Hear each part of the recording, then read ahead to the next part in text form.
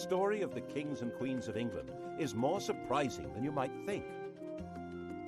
It's a fine drama, 1,000 years of tales of lust and betrayal, of heroism and cruelty, of mysteries, murders, tragedies, and triumphs. And all these figure in the story I'm telling now, the story of the Tudors.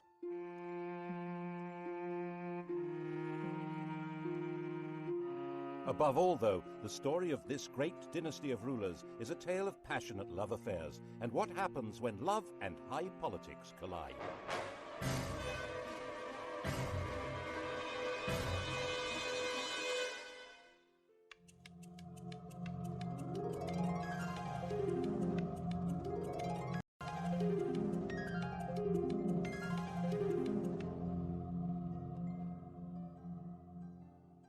The story begins with Owen Tudor, a hugely ambitious and very handsome young man. His father was an outlaw hiding out in the Welsh hills, but Owen managed to get employed as a servant in the household of the infant Henry VI. Now, this household was run by Henry's mother, Queen Catherine de Valois, a very sexy widow, who fell for Owen completely. There's no record that they ever got married, but they did have 5 children. When Catherine died in 1437, Henry VI was still only 13, and the barons who ran the kingdom in his name put Owen in prison. But when Henry came of age, he brought his stepfather, Owen Tudor, back to court and gave earldoms to his stepbrothers Edmund and Jasper Tudor. Owen ensured Edmund's marriage to a girl from Henry's family. Edmund died very soon after the marriage, but his 13-year-old bride, Margaret Beaufort, was already pregnant. Their son was born at Pembroke Castle. He was named after the king, Henry Tudor. And Owen had a grandson with a blood connection to the House of Lancaster, the family of the king. They weren't actually the legitimate line. Henry of Lancaster, Henry Bolingbroke, had deposed his cousin Richard II in 1399 to become Henry IV. The thrones of his son and grandson, Henry V and VI, rested on that shaky foundation, which crumbled in the Wars of the Roses when the true heirs to the throne, the House of York, began to battle for their inheritance. Owen Tudor stood squarely with the Henrys, the Lancastrians. That, after all, was where he had invested all aid for them. Beheaded by Yorkists in Hereford Marketplace, he was the last Tudor to lose his head. But as we all know, the Tudors would take up this approach to problem solving themselves, you might say, with a vengeance.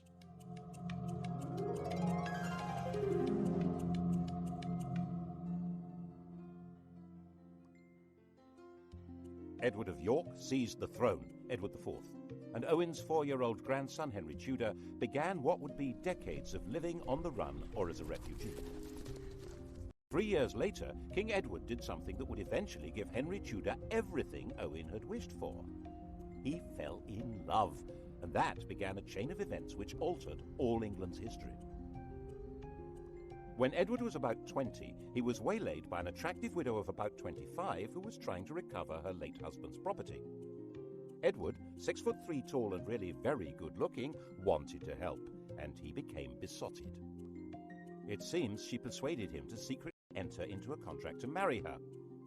Her name was Eleanor Butler. About a year later, in 1464, another attractive widow, 26 years old, pulled the same stunt, and Edward did it again. Unbelievable!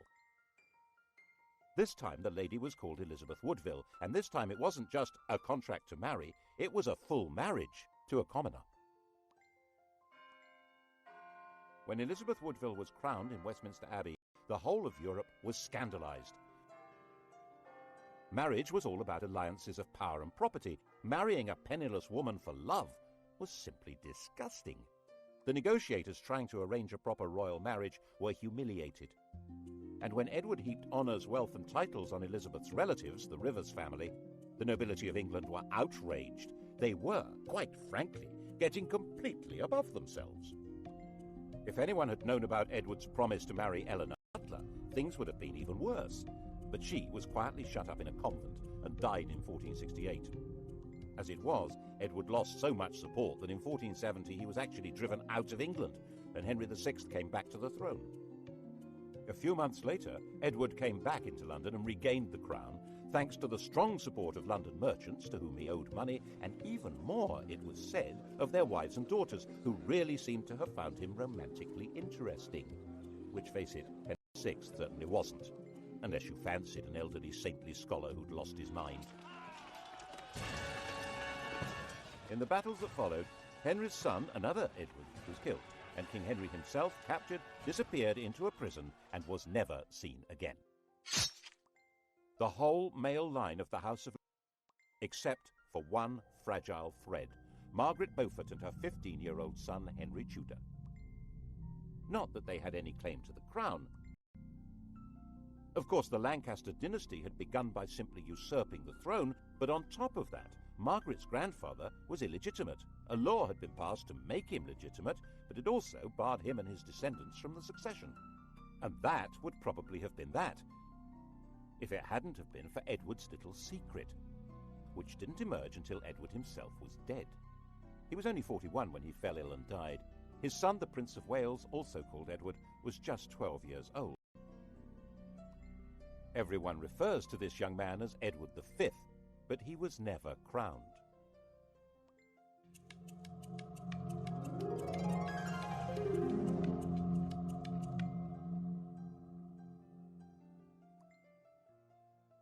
The dead king's will was clear. Prince Edward would be his successor, of course, but he would be in the care of a guardian and protector of the kingdom. That person was Edward IV's brother, Richard, Duke of Gloucester. We all know him as the most evil king in English history, the warped and twisted Richard III. Richard had been in effect King Edward's vice-regent in the north, based in the city of York, and no one at that time said anything bad about him at all. But the Queen thought there was someone even better to run her son's kingdom. Her. King Edward IV had died at Westminster. Elizabeth immediately sent her brother and other members of her household rushing up to Ludlow, where Prince Edward was staying. The idea was to hustle him to London and install him before Richard even knew what was going on. Then she and her family, the Rivers, would have control of everything. Richard, of course, did find out what was going on and said he would meet up with the party as they brought the prince through Northampton. Okay? Okay. Except that when he got to Northampton, he found that the Rivers didn't have the prince with them. Alarmed, Richard took them prisoner and found their baggage stuffed with arms and armour. There was plainly an attempt being made at a coup. Richard nipped it in the bud. He found they'd secreted the prince in Stony Stratford, Elizabeth's family home. This was before blue plaques had been invented. Richard escorted the prince to London and installed him in the Tower of London while he set about organising the coronation. And then came the bombshell. The dead king's contract to marry Eleanor Butler had been made in front of a priest, who now decided it was time to speak. Oops! If Edward really had been betrothed to Eleanor, his marriage to Elizabeth Woodville was bigamy, and was this true? This man, Robert Stillington, was no ordinary priest. Edward had promoted him and trusted him, making him a bishop and keeper of the Privy Seal and then Chancellor of England. But then Stillington became awfully friendly with King Edward's ambitious brother, the Duke of Clarence, and Clarence could not be trusted an inch. If Edward's children were illegitimate, Clarence would be next in line to the throne. Edward quickly had his brother sentenced to death and executed in private with no chance to make a public statement. Instead, the world was told Clarence had drowned in a butt of Malmsey, a barrel of sweet wine. Such a sad accident. Stillington spent a year locked in the Tower. After his release, perhaps nervous of the power of strong drink, he kept his mouth shut until Edward was dead. But now he spoke, and Parliament believed him. With Edward's children illegitimate and Clarence's disinherited when he was executed, Richard was left as the proper successor. He reluctantly accepted. Well, he accepted.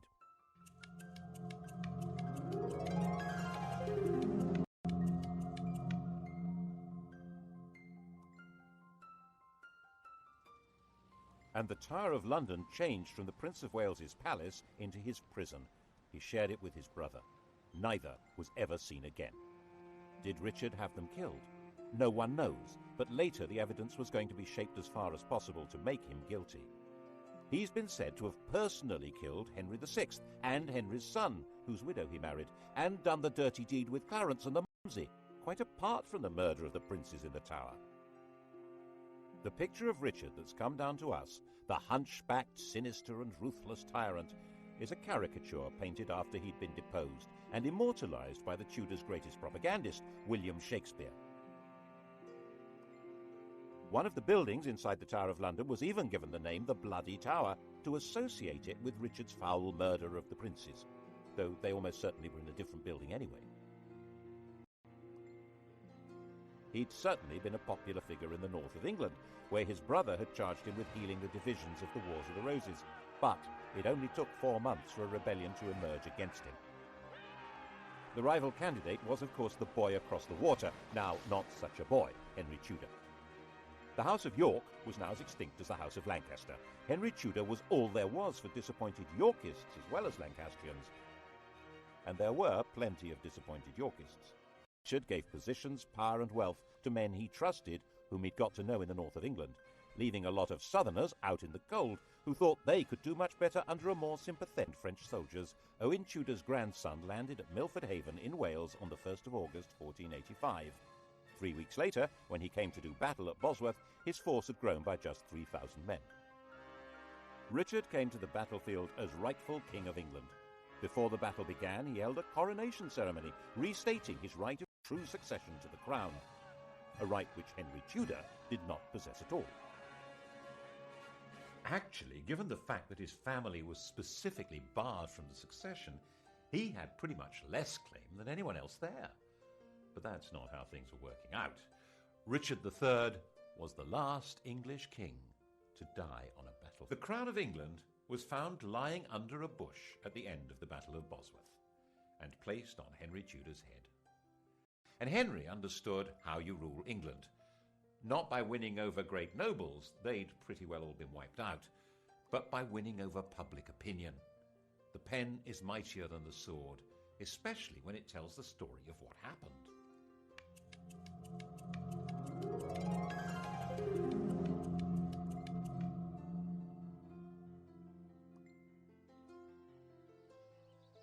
Firstly, he must not be accused of killing a king, so Richard III was not king on the day of the Battle of Bosworth. Henry Tudor dated his reign from the day before the battle. It was Richard who'd been fighting against a king, not Henry. Henry was king. It was Richard who was the traitor. Got that? Secondly, he must deal with the question of his legitimacy as a ruler, so he married Edward IV's daughter. She was the legitimate line of descent from William the Conqueror, a true Plantagenet. Their son, when they had one, would be the legitimate heir by every possible standard. Well, so long as Edward IV's daughter was legitimate, so that had to be dealt with. All documents relating to the business of Edward's marriage to Elizabeth Woodville being invalid were destroyed. All documents relating to the illegitimacy of their children were destroyed, including the Act of Parliament that had spelt out why Richard should be king. These orders were carried out so efficiently that only one copy of the Act has ever been found. That's how we know about it. Other evidence may have existed, destroyed even more efficiently. And if the children were not illegitimate, then of course Prince Edward had been the true King of England, and Richard was a regicide. What a villain! Assuming, of course, that Richard had been responsible for the boy's death. Well, he couldn't be alive, because if he were, he, and not Henry Tudor, would be the rightful king. There are some nasty people who suspect that if the princes in the Tower were still alive before the Battle of Bosworth, Henry would have disappeared them. Richard III destroy him, it did the world a favour. Of course, the consolidation of power was not only a matter of creating favourable propaganda, it also involved getting rid of a few people. Clarence, for example, the Malmsey drowner, had a young son, the Earl of Warwick, a nephew of both Edward IV and Richard III. He had been barred from the succession, but so had the man now on the throne, so there was no security in that. He went straight into prison in the Tower of London. But then a priest in Ireland suddenly produced a 10-year-old boy who he said was the rescued Earl. The boy looked right, spoke right, had all the right manners.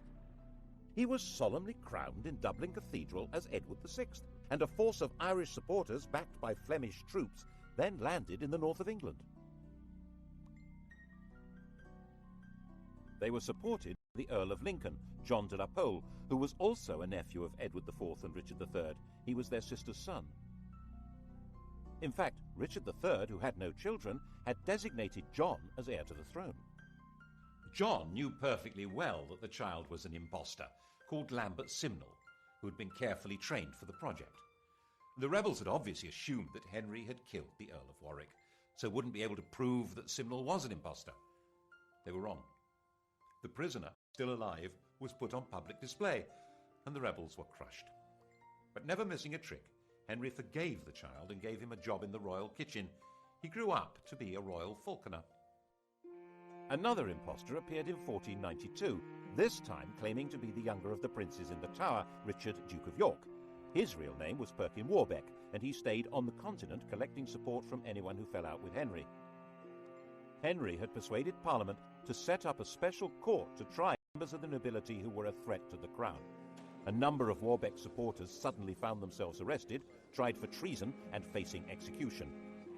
This court was to become the notorious Court of the Star Chamber. Perkin was a constant irritant, first trying to invade from Ireland, then teaming up with the King of Scotland, and finally in 1497 he raised a rebellion in Cornwall, which Henry crushed, and promising leniency persuaded Perkin to surrender. Perkin was imprisoned in the Tower, which of course already housed Clarence's son, the Earl of Warwick. And of course it wasn't long before evidence appeared that the pair of them were plotting a joint escape, and that was the end of both of them. There was one other person with a claim to the throne, Henry Tudor's mother, Margaret. In fact, whatever claim he had, she must have a better one, but no woman had ever ruled England in her own right. And Henry needed a son. This child of the blood royal was to be linked not just to the Plantagenets, but to patriotic English legends. But Arthur died in 1502, leaving his younger brother Henry as the Tudor heir. And in 1509, when the 52-year-old king died, Henry VIII succeeded to the throne.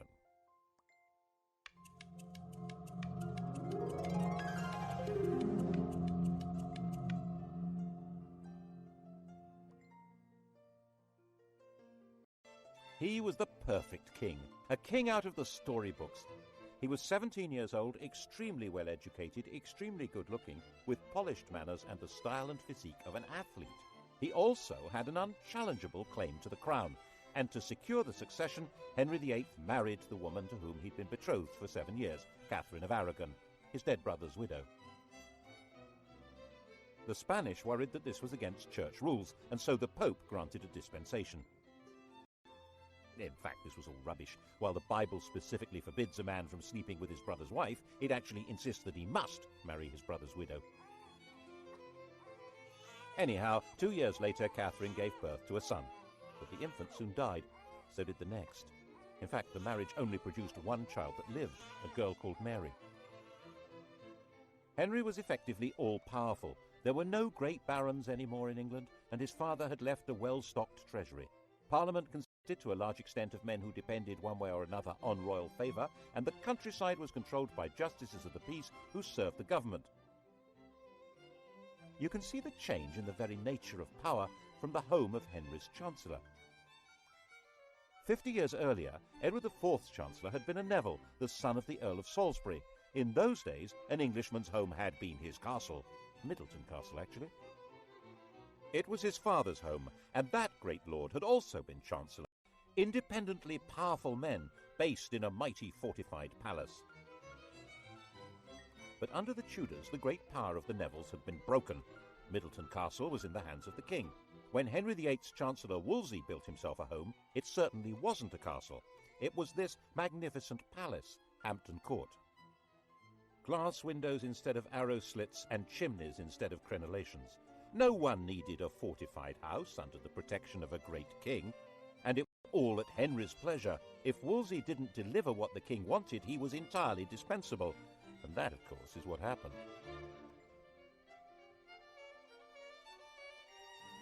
The royal marriage was haunted by the ghost of their dead sons.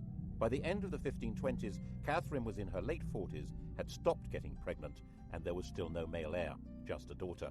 And England had never been ruled by a... Then he would be free to take a younger bride and make a baby boy.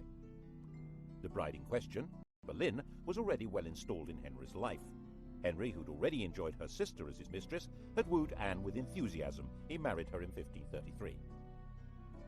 Her coronation didn't seem to impress Londoners. Their entwined initials on the banners produced shouts of, "Ha ha!" She was visibly pregnant and gave birth to a child. Drat! Another girl.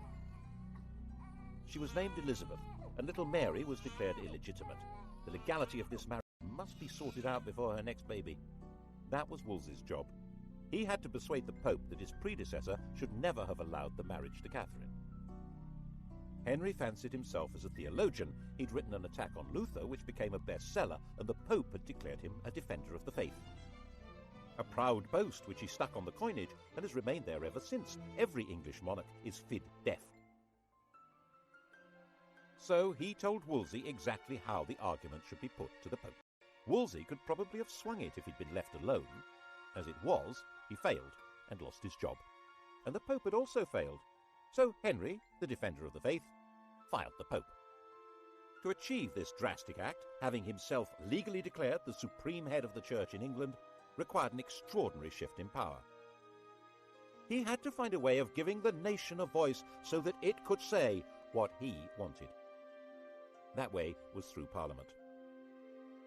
The Church's wealth and power was hugely unpopular. The notion of no longer paying church taxes to Rome was really very cheery.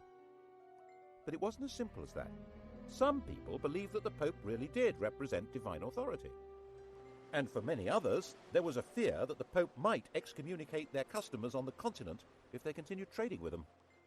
With the effective help of a new chief minister, Thomas Cromwell, and a new Archbishop of Canterbury, Thomas Cranmer, Parliament passed the necessary acts. By the end of 1534, the King of England had become legally the total, overall, supreme ruler of the whole shebang. Once Henry VIII had become head of the Church in England, he was a new kind of king. One immediate consequence of the new order was that he had control of the fabulous wealth of the English Church. It wasn't just the Pope who got the sack. He closed down all the monasteries and nunneries. There weren't all that many people in them, less than 10,000 over the whole country, but there may have been 10 times that number dependent on them. And in areas such as Lincolnshire and Northumberland, there was armed rebellion. One of the rebel leaders was John Neville from that great old family of barons, but the Nevilles were no threat to the modern crown. The rebellions were crushed. And monastic lands were to turn themselves into grateful country gentry who would loyally support the crown. The old struggle for power between the papacy and the monarchy had now been decisively settled. Becket, the 12th century archbishop whose defence of church power had led to his martyrdom, had been the most popular saint in England. Henry ordered Becket to be declared no saint, to be tried and convicted of treason, and for his bones to be burned and the dust scattered in the air. Who's in charge now, eh? What's more, in 1536 Catherine of Aragon died, meaning that the problem of the ex-queen had gone away. He and Anne Boleyn dressed in bright yellow to celebrate. 4 months later, he was told that Anne had committed adultery. Henry was surrounded by courtiers jockeying for influence, forming alliances, factions, to do down those who might damage them. And Anne became a victim of an organised campaign by those who felt endangered by her faction. Whether it was true or not, no one knows, because Henry's fury was so total that her trial and those of her supposed lovers was a travesty. She might indeed get pregnant with a boy, but then its parentage would be in doubt, and she might not. She'd miscarried at least twice since Elizabeth's birth. Without a legitimate son, it had all been for nothing. Anne was imprisoned in the royal lodgings in the Tower of London. Henry had extended them before their coronation, and now she was occupying them for the first time. Not as his wife, but as his prisoner. After 18 days, she was beheaded, and Henry married Jane Seymour.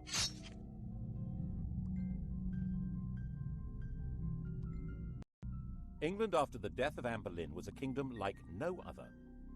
Henry ruled in England as head of the church as well as king, like some pagan priest-king. He was the judge of heresy as well as crime. He held the keys to heaven as well as to earthly promotion. That chap in the Vatican was now just referred to as the Bishop of Rome. To even think the wrong thoughts in this kingdom could be treason. That was how the new Chancellor, Thomas More, found himself imprisoned in the bell tower of the Tower of London. Not for what he did or even what he said, but for thinking that the king should not be head of the church. He was publicly executed on Tower Hill. Henry was terrifying, magnificent, generous, dangerous, and in most people's eyes, the best king England had seen in a very long time. And Jane had a son, Edward. Sadly, she died in childbirth, but the throne was safe. His only problem was abroad, and by 1539 it did begin to look as though the Bishop of Rome might be lining up some muscle against him. But there were now well-established and powerful Protestant princes in Germany, and on the fine old principle that my enemy's cleaves for a wife.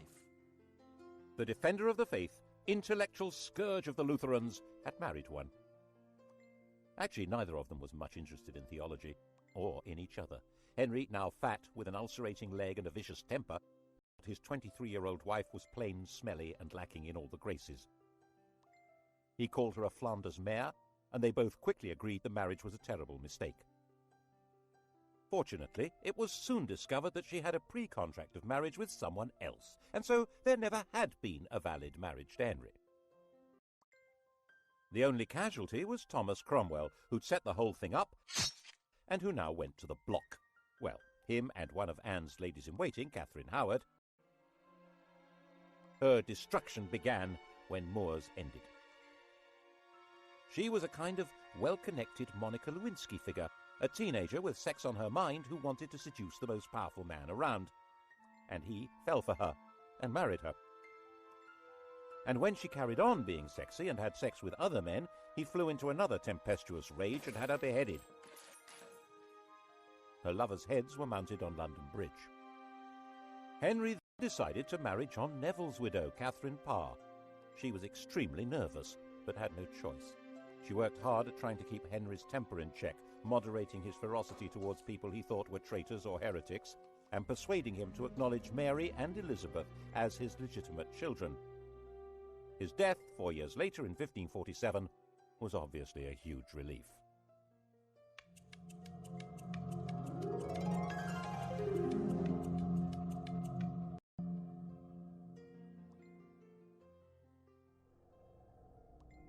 Henry had succeeded in leaving a son, but only just. Jane's son, Edward VI, 9 years old, was a sickly child. He was educated as a Renaissance prince, a humanist, and as a Protestant, far more so than his father. He was only a child, and government was in the hands of a council, but in a world of royal tyranny, this... So John had been talking things over with his Royal Little Highness, and they cooked up this bizarre proposal to hand the throne to John Dudley's daughter-in-law, the 15-year-old Jane Grey. She was Edward's first cousin once removed, not exactly next in line for the throne, but Protestant. The hereditary principle was a bit medieval, don't you think? Give that girl a crown. Jane knew absolutely nothing about what was being planned for her, and when she found out that she was to be queen, she fainted in shock. England had been swindled, and knew it.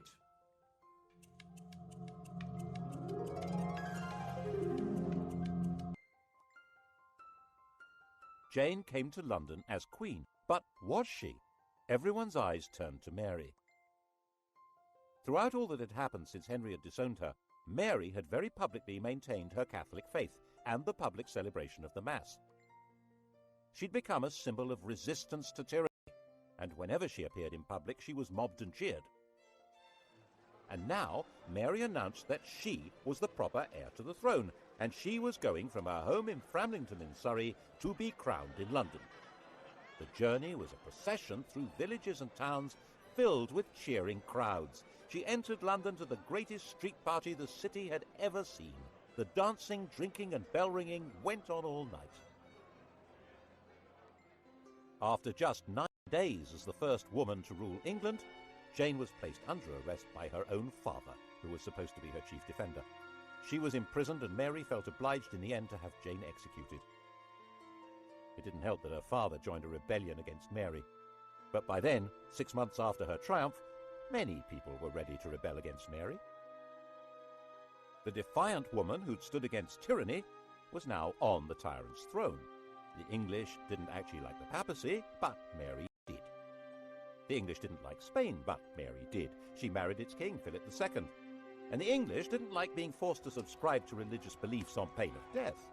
Mary had 277 people burned alive because of their religious opinions.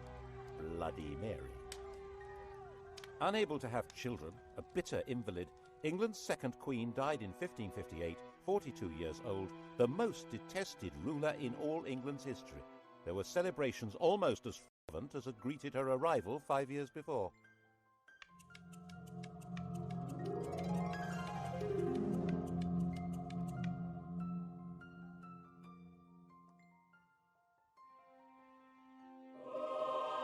Her sister Elizabeth came to sit in that terrible seat and be crowned by the grace of God Queen of England, France and Ireland, defender of the faith and supreme head of the Church of England and Ireland, even though there was not a single yard of French soil actually ruled by England.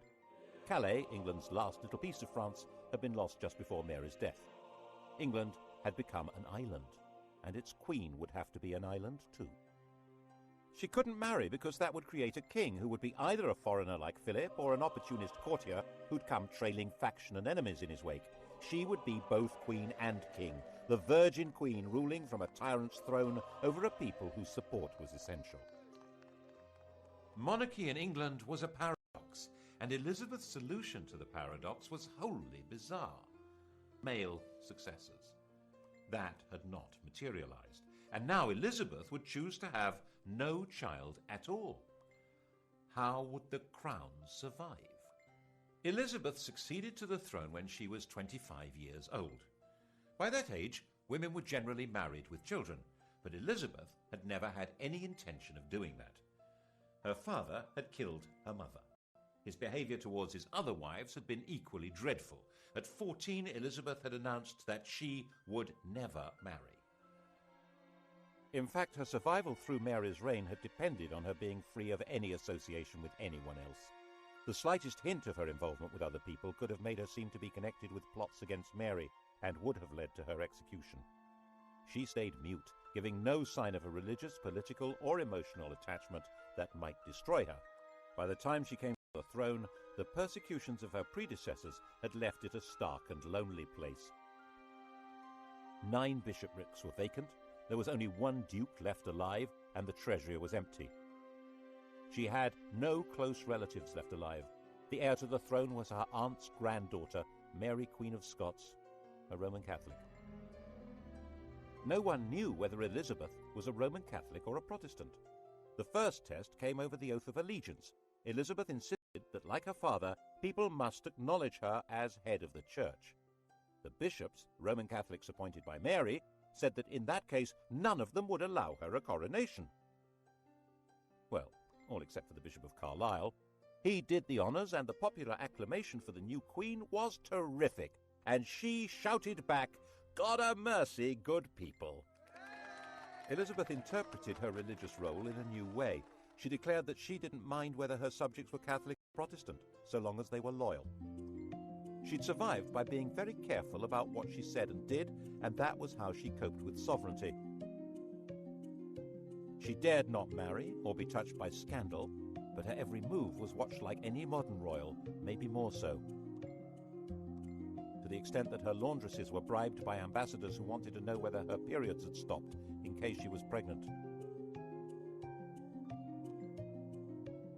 She made herself look splendid, held magnificent pageants, and eventually seemed to be holding the kingdom together without the rebellions, persecutions, and massacres that had become regular features of English life.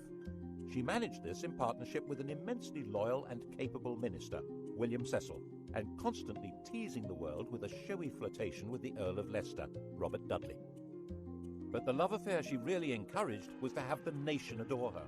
In poetry, paintings, and theatre, she was Gloriana, the magical beauty to whom loyalty and love The main threat facing her was the possibility of a Catholic plot to replace her with one of the grandchildren of Henry VIII's sister Margaret, either Mary Stuart, Queen of Scots, or Henry Stuart, the Earl of Darnley. Both of them had a valid claim, as not only was Elizabeth excommunicated, she was arguably illegitimate. They were carefully encouraged to maneuver themselves into helplessness. Mary was the more dangerous. She'd been Queen of France until her husband's death, and a ruler of Scotland who had French backing would be a danger to England even without the religious issue. But Mary's education had been unlike Elizabeth's. She'd not lived in fear of her life, but in the indulgent French court. This was not a good preparation for life in Britain, a land of conspiracies and killings. Darnley was a weak man in a weak position, a good-looking, unstable lout. What happened next looks like a cunning plan. Elizabeth pretty much obliged the 19-year-old Darnley to visit the 22-year-old widow Mary, having ordered him not to marry her. The result was totally predictable. And Darnley was a total liability to Mary. Dim-witted and resentful of his lack of power, he was also furiously jealous. And when he thought her advisor Rizzio was having an affair with Mary, he joined a plot that had Rizzio murdered in front of her. She now viewed Darnley, the patsy in all this, with hatred and contempt, and was herself complicit in the plot that murdered him with an explosion. She ended up fleeing her own kingdom and throwing herself on Elizabeth's mercy. Ultimately, a bad place to be. Elizabeth was half the time sure that Mary should be executed to deprive Catholic plotters of a candidate for the throne, and half the time sure that she should do no such thing. Ruling queens were rarer than hen's teeth. For one to kill another really wasn't good. She signed the death warrant, but in a state of real distress. Mary and Darnley had a son, James, and he was now the virtually incontrovertible heir to Elizabeth's throne. She wrote to him confirming that and apologizing for what she'd done to his mother. The very idea that it was legitimate to kill a crowned sovereign was extremely dangerous. Elizabeth was deeply concerned with the rights and powers, the prerogatives of the sovereign. She was very wary of Parliament, which in her view treated every request for taxes as a blackmail opportunity to give itself powers of government. So she tried very hard not to ask for taxes, and her government was parsimonious, mean as possible, and then some. She was determined to protect royal authority. She refused to allow Parliament to refer to England as a state. She said it sounded too much like something to do with the States General, the parliamentary body that ruled the Dutch Republic. Was in Elizabeth's eyes an unfortunate novelty. It was her ally in her struggle to keep England out of Spain's clutches, but she was nervous that its political ideas might be catching. England was a kingdom. It happened to be ruled by a queen, but as she famously said, one who had the heart and stomach of a king. Of course, Elizabeth's greatest moment was when she managed to see off the Spanish Armada, when Philip II, by far the most powerful ruler in the world, assembled a vast fleet to collect an invasion army from the Low Countries and bring England back into the Roman Catholic. The English fleet, genuinely patriotic, genuinely daring, skillfully harried the Armada to prevent it finding a safe anchorage where it could make contact with the landing force.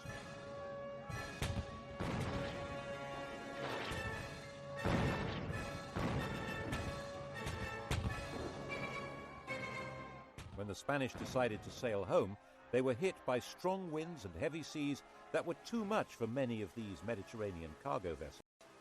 So far as the English and the Dutch were concerned, God had blown them away. Philip himself saw it as a baffling defeat that meant God was not on his side. But Elizabeth was still not prepared to ask Parliament for the money to pay her victorious sailors' wages. They were not due to be paid until they came ashore, so their queen left them rotting at anchor. And when messengers came to court to plead for the starving men who'd saved England, they arrived in the middle of extravagant celebrations of the victory and were turned away. Elizabeth died, the grandest of all England's rulers, in 1603. Her successor was Mary's son, James Stuart, already ruler of Scotland. He had inherited glory, but with it an empty treasury and an isolated kingdom. In the next programme, we'll see what the Stuarts did with this poisoned chalice.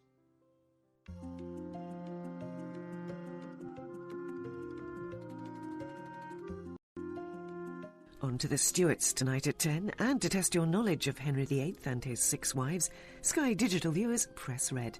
Coming up on UK TV history, decisive weapons at Agincourt and in the Falklands, the longbow and the Harrier jet.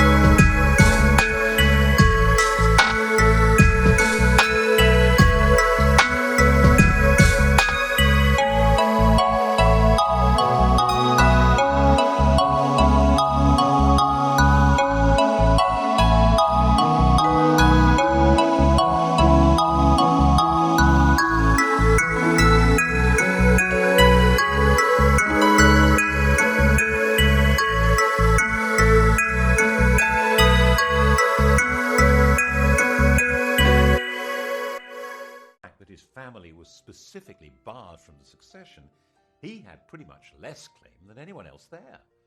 But that's not how things were working out. Richard III was the last English king to die on a battle. The crown of England was found lying under a bush at the end of the Battle of Bosworth and placed on Henry Tudor's head. And Henry understood how you rule England. Not by winning over great nobles, they'd pretty well all been wiped out, but by winning over public opinion. The pen is mightier than the sword, especially when it tells the story of what happened.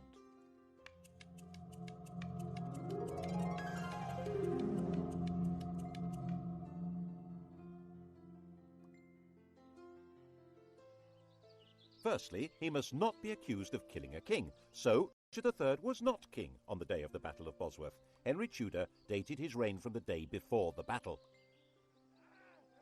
It was Richard who'd been fighting against a king, not Henry. Henry was king. It was Richard who was the traitor. Got that? Secondly, he must deal with the question of his legitimacy as a ruler, so he married Edward IV's daughter. She was the legitimate line of descent from William the Conqueror, a true Plantagenet. Their son, when they had one, would be the legitimate heir by every possible standard. Well, so long as Edward IV's daughter was legitimate, so that had to be dealt with. All documents relating to the business of Edward's marriage to Elizabeth Woodville being invalid were destroyed.